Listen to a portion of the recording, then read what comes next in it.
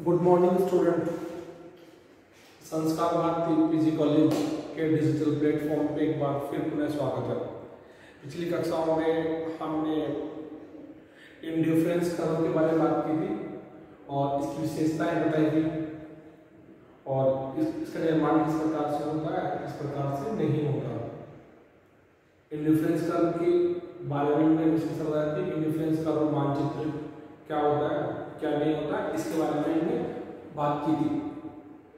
आज उससे एक कदम आगे एक कंज्यूमर के बिहेवियर को समझते हुए एक कंज्यूमर का जो इक्विलिब्रियम है उस पर डिस्कस करते हैं कि एक उपभोक्ता संतुलन कहाँ होता है, तो कौन सी जगह है पर जहाँ पर वो लंबे समय तक बना रह सकता है। ऐसी क्या क्वालिटीज है, क्या खासियत है कि जिससे वो उस समय तक बना रह सकता है। आज हम बजट रेखा पढ़ेंगे, उसके समीकरण लिखेंगे और बात करेंगे। हम आज कंज्यूमर इक्विलिब्रियम की बात करेंगे। आप सबको पता है कि बीए पार्ट फर्स्ट में है और फर्स्ट पेपर में ये चीजें हैं। चलो कोई बात नहीं, इस पर बात करते हैं और डिस्कस करते हैं और समझने का प्रयास करते हैं कि एक उपभोक्ता का बिहेवियर किस प्रकार से है, किस प्रकार से नहीं है।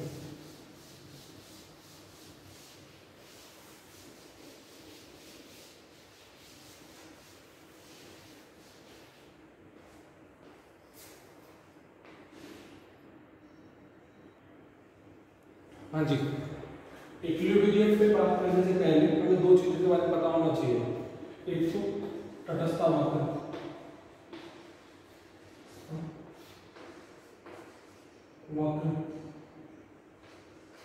और दूसरा बजट रेखा। अगर आपको ये दोनों मालूम हो तो हम एक उपभोक्ता का संतुलन कैलकुलेट कर सकते हैं और ढूंढ सकते हैं। तटस्थता वक्र के बारे में मैंने पहले बताया, ये एक ऐसा वक्र है जिसके प्रत्येक बिंदु पर समान संतुष्टि प्राप्त होती है। इसका प्रत्येक बिंदु ना तो एक दूसरे से अच्छा है ना एक दूसरे से खराब है, यानी इसके प्रत्येक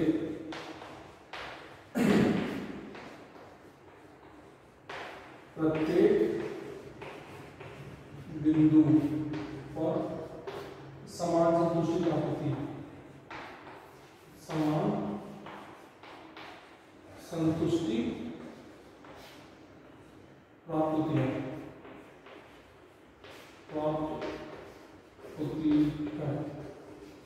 ये इसका अच्छा सा बारे में बताया मैंने। और अगर ज्यादा जानकारी करना है तो ये इसको देखें, ये इंडिफरेंस कर्व, यहाँ पर 50 की यूटिलिटी होती है, यहाँ पर 50 की मिलेगी और यहाँ पर 50 मिलेगी। यानी कि एक ऐसा वक्र है जिसको प्रत्येक बिंदु पे समान संतुष्टि या समान उपयोगिता प्राप्त होती है, जिसके प्रत्येक बिंदु पर समान संतुष्टि या समान उपयोगिता प्राप्त होती है, तो सम संतुष्टि वक्र कहते हैं। समान संतुष्टि प्राप्त होती है, ये इसके बारे में हमने बात की है। और इस वक्र की विशेषता थी कि इसका ढाल दाईं से बाईं ओर पर ऋणात्मक होता है, ये मूल बिंदु प्रति नोडल होता है और ये एक दूसरे को काटते नहीं है। ये इसकी कुछ विशेषताएं थी जिनके बारे में हमने पिछली कक्षा में पढ़ा। लास्ट कक्षा में हम बजट रेखा के बारे में पढ़ा था और आज हम डिस्कस करते हैं, थोड़ा डिटेल से समझने की कोशिश करते हैं और प्रयास करते हैं कि इसे समझा जाए।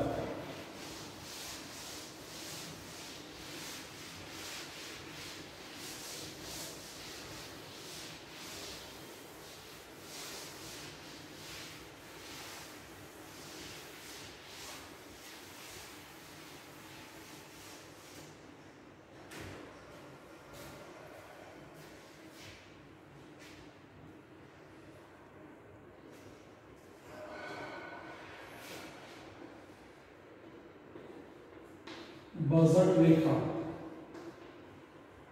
कौन सी रेखा? बजट रेखा।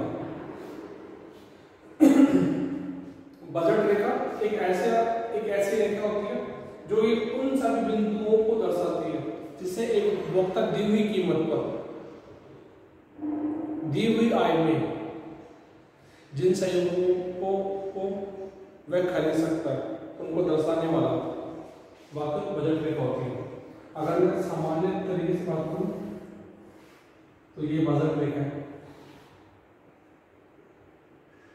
ये ओ एक्स वाई। इधर मान लेता हूँ, दो वस्तुएं मान लेता हूँ, इधर तो पेन और इधर है नोटबुक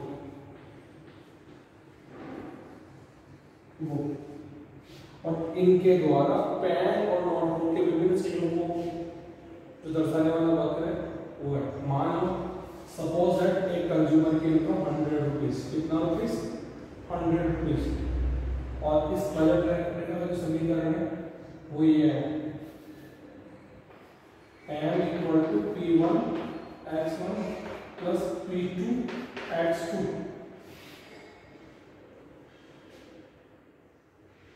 या p1 x1 pn xn p1 p2 x2 greater than m। ये इसके समीकरण है, थोड़ा डिटेल समझते हैं। मान लो किसी कंज्यूमर की इनकम 100 रुपीज है, वो पेन और नोटबुक खरीदना चाहता है। पेन की प्राइस मान लेते हैं, मैं आपको पेन की प्राइस देता हूँ 10, पेन इक्वल टू 5 सॉरी, और नोटबुक की प्राइस है 20, कितना 20, ये नोटबुक की प्राइस है कितना 20, ये है। तो वो क्या करेगा, अगर मान लो एक कंज्यूमर है उसे पेन में खरीदना है, नोटबुक खरीदना है, तो ऐसे खरीद सकता है कि वो 5 नोटबुक खरीदे और 0 पेन। क्यों? क्योंकि पैसे उसी के हैं, उसके मांग नहीं किया किसी, और एक नोटबुक की प्राइस 25-20 रुपए, तो 5 की कितनी होगी 100, 5 की कितनी होगी 100। समीकरण में रखते हैं, पहले समीकरण में मान लो उसको पहली वस्तु मान लेते हैं, इसको सेकंड मान लेते हैं।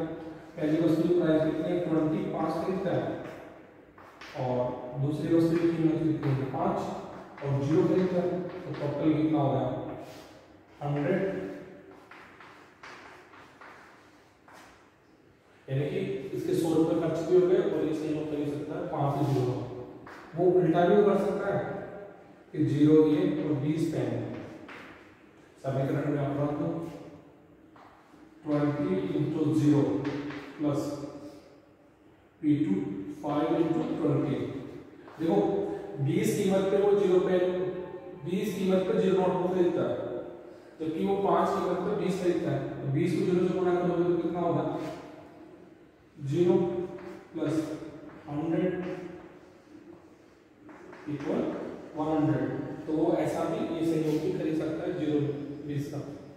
वो ऐसा भी तो कर सकता है कि 4 पेन और 4 नोटबुक खरीदे। किसने रोका है उसे? एक पेन नोटबुक की कीमत 20 है, 4 खरीदेगा, एक की कीमत कितनी है 20। हाँ, एक की कीमत 20 है, 4 खरीदेगा, और 4 पेन, एक पेन की कीमत 5, 4 खरीदेगा, तो कितना होगा 80 20 इक्वल टू 100। तो ये भी खरीद सकता है, ये भी खरीद सकता है। वो ऐसे भी तो खरीद सकता है कि 12 पेन और 2 नोटबुक। देखो एक पेन नोटबुक की प्राइस 20, 2 की कितनी की 40, और 12 पेन 5 रुपए का पेन का, और 12 पेन कितनी तो कितना 60 बराबर 100 बराबर 100। वो उल्टा भी कर सकता है कि 4 नोटबुक खरीदे, नहीं वो ये भी खरीद सकता है तो 16 पेन और 1 नोटबुक, 16 पेन और 1 नोटबुक। 16 पेन का प्राइस एक note multiplies 20 into 1 plus 5 into 60 equal to 20 plus 80 equal to 100। इस प्रकार से वो ये 5044 12 2 61 1020 ये एक उपभोक्ता के द्वारा अपनी दी हुई आय में जो सहयोग खरीद सकता है उसको दर्शाने वाला वक्र है। देखो मैं एक सिंपल चीज कहना चाहूंगा, बजट रेखा एक उपभोक्ता के द्वारा अपनी दी हुई आय और दी हुई कीमत पर जो वस्तु सहयोग खरीदता है उनको मिलाने वाली एक रेखा होती है, सीधी रेखा होती है। यानी कि ये वह रेखा है जो ये बताती है कि एक दी हुई आय पर एक उपभोक्ता दी हुई कीमत पर जिन वस्तुओं को खरीद सकता है उनको मिलाने वाली रेखा है। तो ये कहता है कि वो 5 0 खरीद सकता है, 4 4 खरीद सकता है, 12 2 खरीद सकता है, 16 1 खरीद सकता है और 0 20 खरीद सकता है। ये उसकी खरीदने की कैपेसिटी है। ये बजट रेखा है, ये बजट रेखा है। ये क्या है? बजट रेखा है। ठीक है, इसको याद रखना, थोड़ा सा दिमाग में बैठाए रखना क्योंकि जरूरत पड़ सकती है इसकी। तो ना आगे चलते हैं और देखते हैं।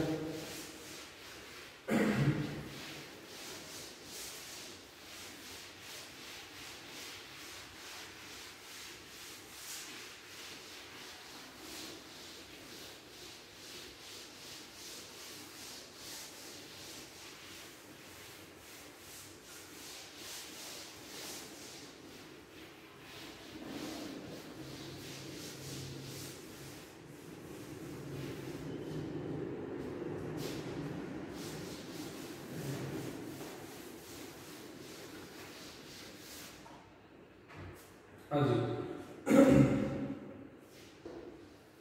ये हमारी बजट रेखा है। ठीक है, बजट रेखा में चेंज,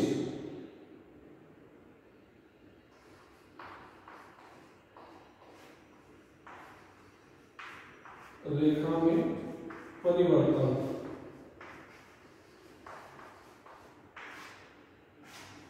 देखो अगर किसी कंज्यूमर की इनकम बढ़ जाती है तो एक अपर साइड शिफ्ट हो जाती है। कहां शिफ्ट हो जाती है? Upper side. आय में वृद्धि और ओ एक्स वाई,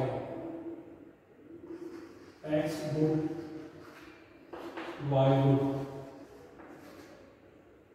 है ना? तो ये ऐसा परिवर्तन हो सकता है। अगर मान लो ये बजट रेखा नीचे की ओर शिफ्ट हो गई,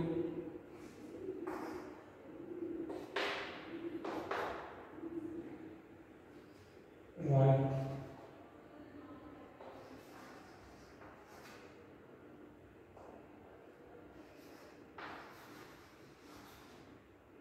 ठीक है, आय में कमी नहीं करो, आय में कमी नहीं करो, याद रखना चेंज, आय में कमी होने पर वो ऐसा हो सकता है और ये आय में वृद्धि होने पर चेंज होता है, याद रखना। या फिर वो ऐसा हो सकता है अगर मान लो आय एक वस्तु है, ये मान लो यहाँ पर ये बजट लाइन है। ठीक है, अगर बजट लाइन ऐसे बनती है इसका मतलब ये है कि इस वाई वस्तु पर कोई भी मात्रा वाई वस्तु पर कोई मात्रा में खर्च करा और एक्स वस्तु के लिए उसकी आय में वृद्धि हुई। एक्स वस्तु के लिए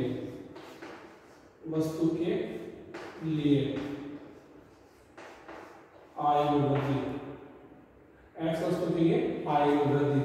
इसी प्रकार से जस्ट इसका अपोजिट अगर हम देखें तो ये एक बजट रेखा, अगर ये अपर साइड शिफ्ट हो जाती है तो इसका मतलब होता है x वस्तु y वस्तु ओ x y। तो y वस्तु के लिए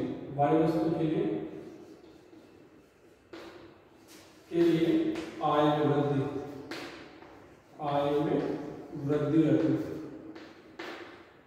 तो आप इस चीज को समझें कि x वस्तु में आय वृद्धि कब होती है, y वस्तु में आय वृद्धि कब होती है, कब नहीं। इस प्रकार से हम समझ सकते हैं कि ये x वस्तु में वृद्धि इस प्रकार हो सकते हैं, इस प्रकार हो सकता है। ठीक है, अब जो पढ़ने के लिए आए हैं आज वही पढ़ते हैं, मुद्दे की चीज पढ़ते हैं आज। एक उपभोक्ता का संतुलन। क्या? उपभोक्ता का संतुलन। उपभोक्ता का संतुलन समझते हैं, ये बड़ा काम का और आना चाहिए।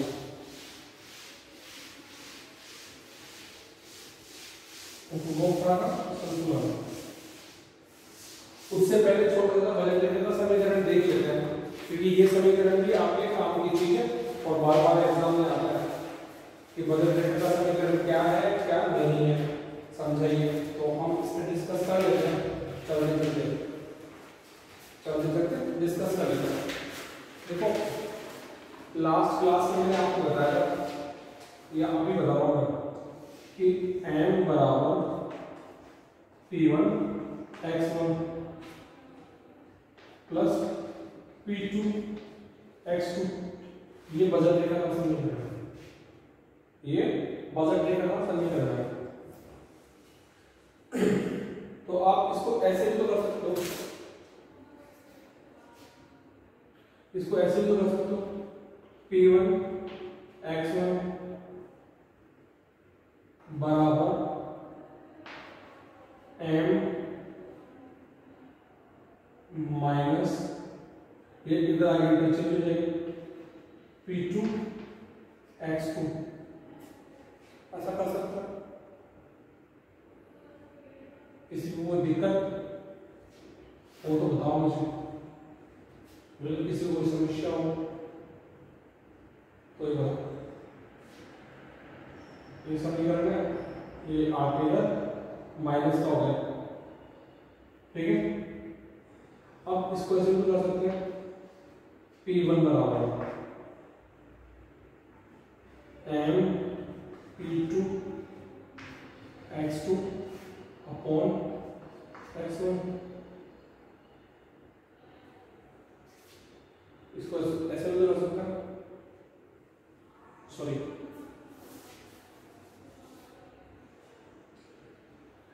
x1 बराबर p1। इसको हम आगे भी कर सकते हैं ऐसा कि x1 बराबर m बट्टा, अलग अलग डिवाइड करते हैं, m बट्टा p1 minus p2 upon p1 और इसको x2 को ब्रेक में लेते हैं, साइड में लेते हैं। ये इस प्रकार से है। मैंने किया कुछ नहीं है, x1 का समीकरण लिखा, अब इसको अलग अलग लिख दिया, एक बार इसके साथ लिख दिया, एक बार मैंने इसके साथ लिख दिया। ये minus p1 sorry p2 upon p1, ये बजट रेखा का ढाल होता है। क्या बताता है? बजट रेखा का ढाल। याद रखना, एग्जाम में कई बार पूछा जाता है बजट रेखा का ढाल क्या है, तो आपको ये पता होना चाहिए। बजट रेखा का ढाल है ना, ये पता होना चाहिए। बजट रेखा का ढाल इस प्रकार से कैलकुलेट करते हैं। किस प्रकार कैलकुलेट करते हैं? ये समीकरण बजट रेखा का समीकरण है और ये इसका ढाल है, और हम इसे कैलकुलेट कर सकते हैं। इसकी मदद से क्या कर सकते हैं? कैलकुलेट कर सकते हैं कि बजट रेखा क्या है और क्या नहीं है। ठीक है, तो आगे चलते हैं और समझने का प्रयास करते हैं कि क्या कैसे उपभोक्ता का संतुलन होता है या नहीं।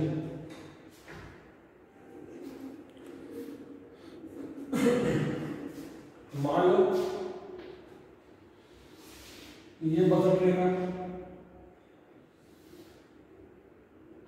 ओ एक्स वाई, वाई वस्तु एक्स वस्तु और ये इंडिफरेंस कर्व, एक ये और एक ये है। मैं नाम लिखता हूँ IC first, IC two, IC third. अब 3 बिंदु है जहां पे काट रहा है, इसको नाम दे दो A, इसको नाम दे दो B, इसको नाम दे दो C और हम इसे मान लेते हैं D बिंदु है, काल्पनिक बिंदु। कितने बिंदु है? 4। ठीक है, ये उपभोक्ता संतुलन की बात करते हैं। मान लो उपभोक्ता संतुलन की कंडीशन ये है कि एक उपभोक्ता का संतुलन उस बिंदु पे होता है जहां पर बजट रेखा, कौन सी रेखा? बजट रेखा उदासीनता वक्र को स्पर्श करे और गुजर जाए, ना कि काटे।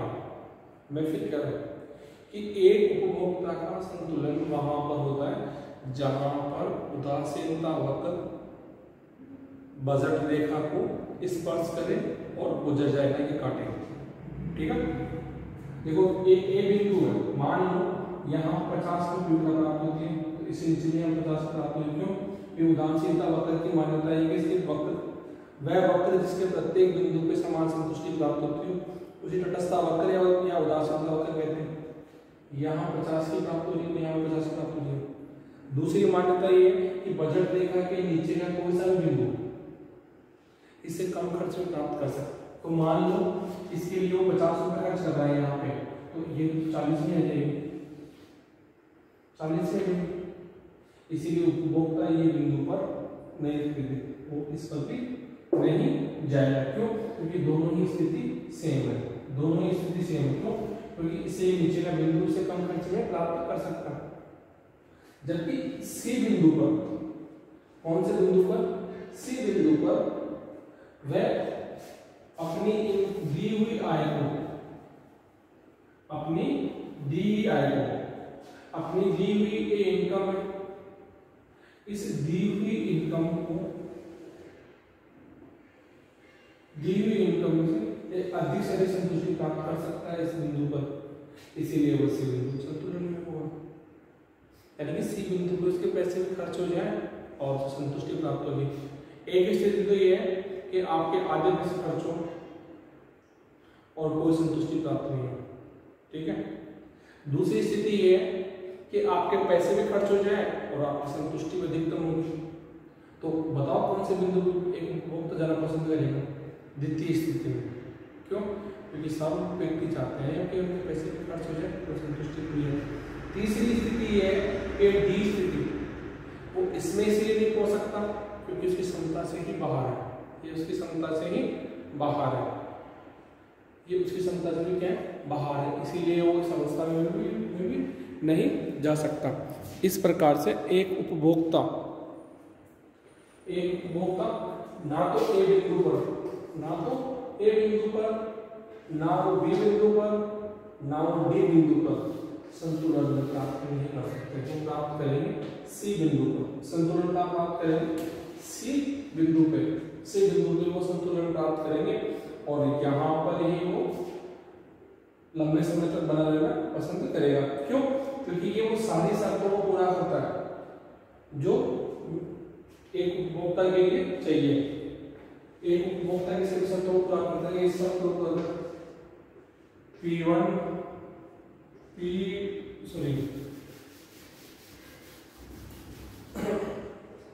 ये उपभोक्ता की जो शर्तें हैं इसको पूरा करता है, इसीलिए यहाँ पे लंबे समय तक बना रहता है।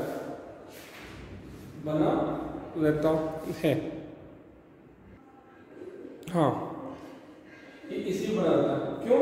क्योंकि यहाँ पे ये शर्त को पूरा करता है। यहाँ पे MUX का मतलब है पहली वस्तु से प्राप्त, इस X वस्तु से प्राप्त उपयोगिता में अगर कीमत का भाग है बराबर MUY, दूसरी वस्तु से प्राप्त सीमांत उपयोगिता में अगर कीमत का भाग दोनों बराबर होनी चाहिए। ये एक उपभोक्ता के संतुलन के लिए आवश्यक शर्त है। याद रखना कौन शर्त है? आवश्यक शर्त, ये जरूरी है कि अगर वो ऐसा होता है MUX upon PX MUY upon PY बराबर हो, क्या हो? बराबर। तो दूसरा ये है कि बजट रेखा तटस्थ वक्र को स्पर्श करे और गुजर जाएगी। दो शर्तें, ये दो शर्तें जहां भी पूरी होती है, एक उपभोक्ता और संतुलन होता है। A और B बिंदु और D बिंदु इन शर्तों को पूरा नहीं करता। यहाँ पर और यहाँ पर ये शर्त पूरी नहीं होती और ना यहाँ पे, ओनली C बिंदु पर ये शर्तें पूरी होती है, क्योंकि पहली वस्तु से प्राप्त सीमांत उपयोगिता उसमें कीमत का भाग दे, दूसरी वस्तु से प्राप्त सीमांत उपयोगिता उसमें कीमत का भाग दे, दोनों यहीं पे पूरी हो सकती है। दूसरा ये कि तटस्थ वक्र को budget Rekha touch and go की स्थिति में स्पर्श करे और गुजर जाए, और ये इसकी आवश्यक शर्त है। ये इसकी आवश्यक शर्त है। तो दूसरी शर्त क्या है? दो शर्तें हैं। पहली शर्त तो ये है, दूसरी शर्त ये है कि तटस्थ वक्र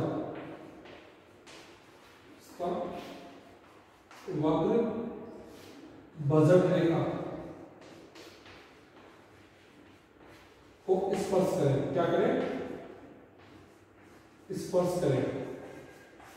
बस ये दो शर्तें हैं, जहां पे पूरा होता है तो उपभोक्ता संतुलन। और आज हमारा कंज्यूमर बिहेवियर का चैप्टर क्लोज। हम एक उपभोक्ता के व्यवहार को पढ़ चुके हैं। आशा और उम्मीद है कि आपको ये वीडियो लेक्चर पसंद आया होगा। अगर पसंद आया हो तो आप इसे घर पे बैठे दोबारा देखें। घर रहें, सुरक्षित रहें। थैंक यू, धन्यवाद।